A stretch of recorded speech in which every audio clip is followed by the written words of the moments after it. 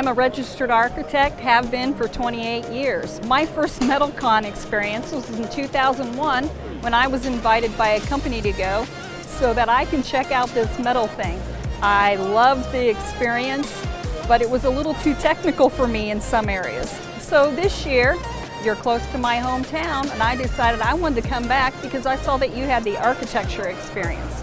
And some things I've done here this year, in 3 days, I can get 3/4 of my CEUs for a year, and that's pretty important for me because it's hard for me to take time off to do that.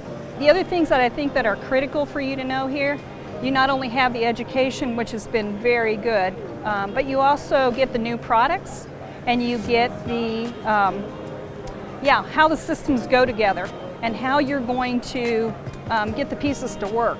So the first session we went to was on building science, and he basically said, here's your perfect wall. And I'm like, oh yeah, that is the perfect wall.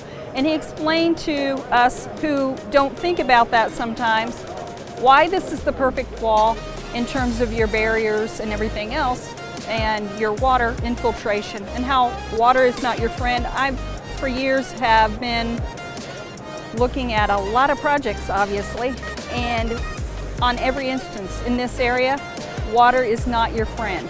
So you've got to figure out ways to get that out, figure out the connection systems and everything else.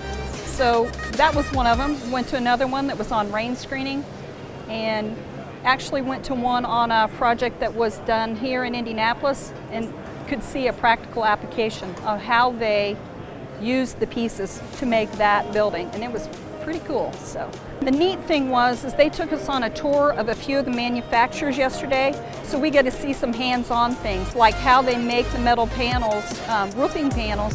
They can take the piece of machinery up onto this huge roof and do a whole piece versus doing the little pieces. So that was pretty cool too.